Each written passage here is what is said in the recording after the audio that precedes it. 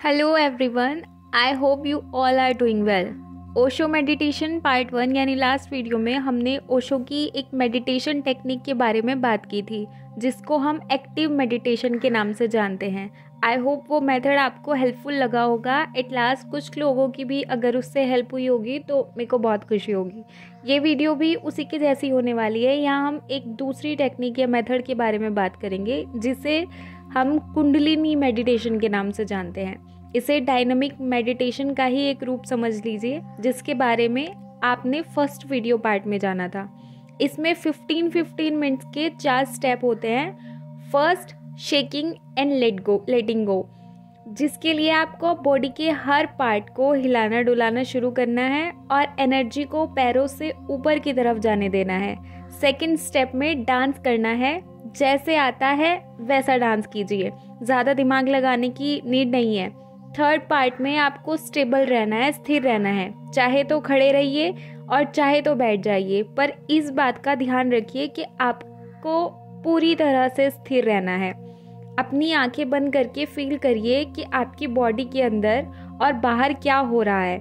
Last यानी fourth step में आंखें बंद करके लेट जाएं।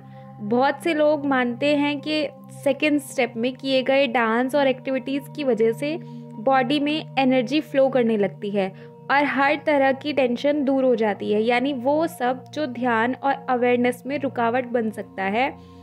ओशो नटराज मेडिटेशन में तो डांस खुद ही मेडिटेशन बन जाता है। नटराज किनका सिंबल है ये आप लोग भी अच्छे से जानते ही होंगे। मेरे अकॉर्डिंग मैं मानती हूँ कि वो शिव हैं, भोले। और अगर भोले के थ्रू डांस का इन्वेंशन हुआ है तो जाहिर सी बात है डांस अल्टीमेट और हर प्रॉब्लम का सॉल्यूशन ही होगा। Okay, back to the point. ये 1 आवर प्रोसेस है, जिसका फर्स्ट स्टेप 14 मिनट डांस है। अपनी आंखें बंद करके इस तरह डांस करिए जैसे आपकी दुनिया में इस पल के सिवा और कुछ है ही नहीं। आप जानते हो, या तो हम अपने पास्ट में रहते हैं पूरे टाइम, या फिर बस फ्यूचर का सोचते रहते हैं। प्रेजेंट मोमेंट में रहना खुद में ही एक डिफ़िकल्टी है, पर मेरे अकॉर्डिंग ये सबसे बेस्ट वे है प्रेजेंट मोमेंट में रहने का, क्योंकि इस दौरान आपको और कुछ सूझेगा ही नहीं। फाइन, वैसे आप किसी डांस कंपटीशन में नहीं है, इसलिए डांस आता है या नहीं आता है इसकी कोई टेंशन नहीं होनी चाहिए।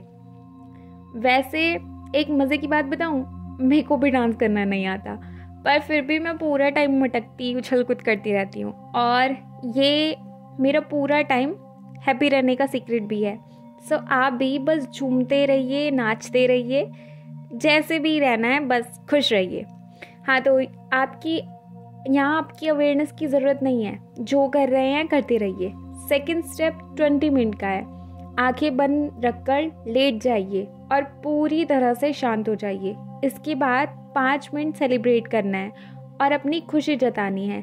आखिर में आता है ओशो नाद ब्रह्म ध्यान। वैसे तो इसे सुबह सुबह करना चाहिए, उस टाइम के एनवायरनमेंट को देखते हुए, पर किसी भी टाइम करे तब भी फ़ायदा मिलेगा ही। हालांकि इसे खाली पेट करने के लिए कहा गया है। इसके फर्स्ट स्टेप 30 मिनट के होंगे। आप किसी आरामदायक तरीके से इसकी शुरुआत कर सकते हैं। अब इतनी ज़ोर से गुनगुनाना शुरू करें कि दूसरे भी सुन सके। ऐसे गुनगुनाएं कि वाइब्रेशन फील होने लगे, जैसे आपकी बॉडी पूरी तरह खाली है और इसमें से वाइब्रेशन फ्रीक्वेंसी आ जा रही है। आपको बस इनको आते जाते हुए फील करना है। सेकेंड स्टेप में 7.5 मिनट के 2 पार्ट्स हैं। फर्स्ट पार्ट में आप हथेलियों को अपनी नाभि पर ऊपर की तरफ रखें और फिर उन्हें गोल घुमाते हुए बाहर की तरफ ले जाएं। अपनी एनर्जी को इस यूनिवर्स को दें। सेकंड पार्ट में हथेलियों को नीचे की तरफ रखें और गोल घुमाने का तरीका उल्टा कर दें, यानी अब हथेलियाँ आपकी नाभि पर आकर मिलेंगी। अब आप यूनिवर्स से एनर्जी ले रहे हैं, इसे खुद में आता हुआ फील करें। आप 15 मिनट के लिए पूरी तरह स्थिर और शांत रहें। आप मेडिटेशन को दिन के हर काम से जोड़ सकते हैं। आपका हर काम मेडिटेशन बन सकता है अगर सही तरीके से करें तो। जॉगिंग और स्विमिंग कुकिंग भी, सिंगिंग, डांसिंग, हर एक काम हम इनको ऑटोमेटिक मोड पर करते हैं। अगर थोड़ी अवेयरनेस के साथ करें तो ये सभी मेडिटेशन बन सकते हैं। आपको अपने हर मोमेंट को फील करना आना चाहिए। अगर आप मेडिटेशन के बारे में थोड़ा भी जानते हैं तो आपने ये ज़रूर सुना होगा कि आपकी ब्रीथिंग पर फोकस करना बहुत फ़ायदेमंद होता है। सही तरह से ब्रीथ करके आप मेडिटेशन का ज़्यादा फ़ायदा उठा सकते हैं। मेडिटेशन की एक टेक्निक है विपश्यना।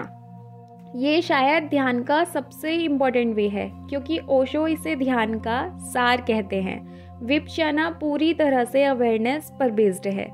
इस बात पर ध्यान दीजिए कि आप अपनी बॉडी को कैसे चलाते हैं, खाते हुए मुंह में खाना कैसे लाते हैं, आप कैसे चलते हैं, अपनी इमोशंस और मूड को लेकर अवेयर रहिए। जब आप इनको बदलता या आता जाता फील करें, इन पर ध्यान दें। इनको जज नहीं करना है। वैसे खुद को जज करना कोई बहुत अच्छी बात है भी नहीं। हमें चाहे हम कैसे भी हों, हमें खुद को जज करना ही नहीं चाहिए। हर कोई अपने आप में बेस्ट है। ओके, सो इनको कंट्रोल भी नहीं करना है, बस अलर्ट रहना है, अवेयर रहना है, अपनी ब्रीदिंग पर फोकस करना है। जब आप सांस लेते हैं और छोड़ते हैं तो क्या आपके अपने चेस्ट और स्टोमक में मूवमेंट होती है? मोस्ट ऑफ वेस्ट कंट्रीज़ में आदमी अपनी चेस्ट से सांस लेते हैं, क्योंकि उन्हें ये बताया गया है कि ब्रॉड चेस्ट अच्छा होता है और बाहर निकला हुआ पेट बुरा होता है। लेकिन बहुत से ईस्ट कंट्रीज़ में ऐसा नहीं है। जैसे जापान का एग्जांपल ले लीजिए, लाफिंग बुद्धा तो आप सबने देखा ही होंगे। उनका सीना छोटा और पेट बड़ा और बाहर निकला हुआ है। वे खुश नज़र आते हैं, वो हैप्पी वाला सिंबल है अपने आप में ही। आप कैसे सांस लेते हैं और ये आपकी हैबिट हो सकती है। लेकिन जब आप रेस्ट कर रहे होते हैं या सोने जाने वाले होते हैं तो आप अपने पेट से सांस लेते हैं, सीने से नहीं। नेक्स्ट टाइम इस पर ध्यान दीजिएगा, इवन आज रात को ही देखिएगा, क्या आपको इस तरह ज़्यादा आराम महसूस होता है। ये एक और टेक्निक है जिसे आप किसी भी टाइम यूज़ कर सकते हैं। ये आपको रिलैक्स रहने, सुकून फील कराने में बहुत ज़्यादा हेल्प करेगा। इससे आपकी अवेयरनेस भी बढ़ती है, स्ट्रेस दूर होता है। असल में आप अपने हेड टू टॉय तक एक के बाद एक ध्यान देते हैं। हर पार्ट की मसल्स को खींचते हैं, कुछ टाइम रुकते हैं, फिर ढीला छोड़ देते हैं। हम दिन भर में जाने अनजाने अपने खुद के दिल और दिमाग को बहुत स्ट्रेस दे देते हैं। ये सबसे इजी एक्सरसाइज है, इस हैबिट को दूर करने में हेल्प करती है जो। आई होप आपको आज की वीडियो पसंद आई होगी। आपके जैसे भी फीडबैक होंगे मेरे को ज़रूर बताना। थैंक यू सो मच इस वीडियो को देखने के लिए। I am very grateful for that. God bless you all.